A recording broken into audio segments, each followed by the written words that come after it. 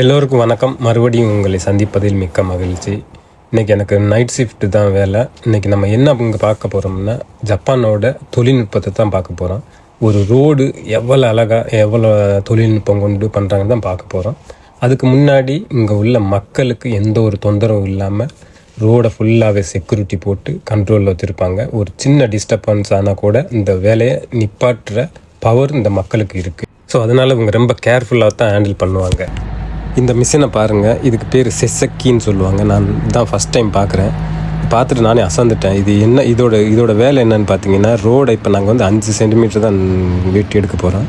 அந்த ரோடை அப்படியே சுரண்டி எடுத்து அதை அப்படியே பவுட்ரு பண்ணி அதை கழிவாக வெளியே ஏற்றுற பவர் இதுக்கு இருக்குது. கரெக்டாக 5 சென்டிமீட்டர்னால் 5 சென்டிமீட்டர் அளவுக்கு தான் அது வெட்டும். அந்தளவுக்கு ஒரு தொழில்நுட்பம் கொண்ட ஒரு மிஷினு. இந்த மாதிரி மிஷின் நான் இதான் ஃபஸ்ட் டைம் பார்க்குறேன். நம்ம இந்தியாவில் இருந்தால் நீங்கள் கமெண்டில் சொல்லுங்கள், இந்த மாதிரி வந்திருக்கா என்னன்னு பார்த்துட்டு. இந்த மிஷின் கட் பண்ணி எடுத்து அந்த இதை பாருங்கள், அப்படியே அந்த மிஷினை பவுடர் ஆக்கிடும். உங்களுக்கு தெரியுங்க ஆவி எவ்வளோ பறக்குதுன்னு. அந்தளவுக்கு சூடு டெம்பரேச்சர் அதிகமாக இருக்குது. அதை வந்து பவுட்ரு பண்ணி ஒரு லாரியில் தான் ஏற்றி போவாங்க. அது ஒரு ஃபேக்ட்ரிக்கு போகும், ஆனால் அது வந்து சிட்டிக்கில் இருக்காது, அவுட் சைடில் தான் இருக்கும்.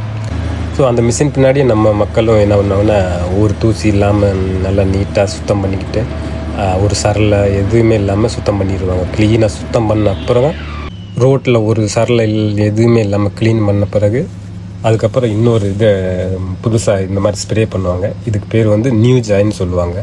இது ஒரு வகையான தார். இது ஏன் அடிக்கிறாங்கன்னு பார்த்தீங்கன்னா, இப்போ நம்ம சுரண்டி எடுத்த ரோட்டுக்கு இதை அடித்து இதுக்கு மேலே ரோடு போட்டால் இது வந்து இன்னும் அதுக்கு பலம் அதிகமாக கொடுக்கும். அது பசத்தன்மை உள்ளது. அதனால தான் இதை அடிப்பாங்க. ஏன்னா அந்த வண்டி அகலம் பெரியதாக கண்டு இப்போ அவருக்கு ஸ்ப்ரே பண்ணிக்கிட்டு இருக்காரு. அந்த வண்டி போகிற அகலம் இருக்கும்போது பாருங்கள் 2 நிமிஷத்தில் வேலை முடிச்சிடும். ஏன்னு பார்த்தீங்கன்னா, இது ஜப்பானில் வந்து டயத்தை வேஸ்ட் பண்ண மாட்டாங்க.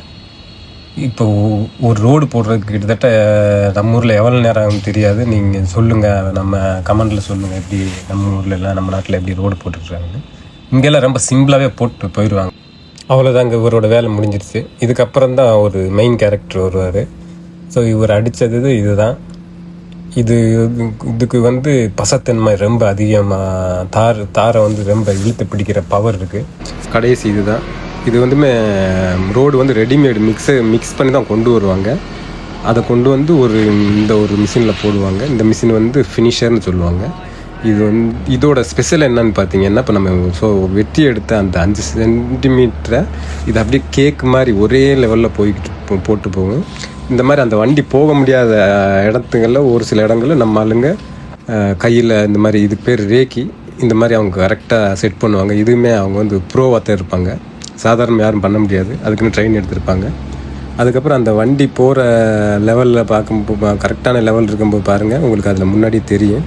அந்த ரோடை போட்டு அதை அப்படியே ப்ரெஷர் பண்ணி அமுக்கி ஒரே லெவலில் போய்கிட்டு இருக்கோம்.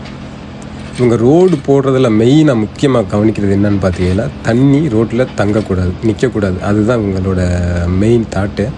அதனால் ஒரே மாதிரி பெய்யும் போது ரோட்டில் தண்ணி தங்கக்கூடாது. அப்படி தங்குச்சுன்னா அந்த ரோடு ஃபெயில்ன்ற மாதிரி தான் இருக்கும். அதனால் ரொம்ப கவனமாக இருப்பாங்க வேலையில்.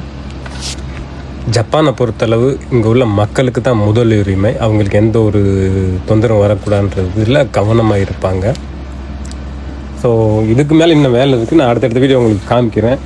வீடியோ பிடிச்சிருந்தால் லைக் பண்ணுங்கள். நம்ம ஊரில் இப்போ எப்படி இருக்குன்னு எனக்கு கமெண்டில் சொல்லுங்கள். மறுபடியும் சந்திப்போம்.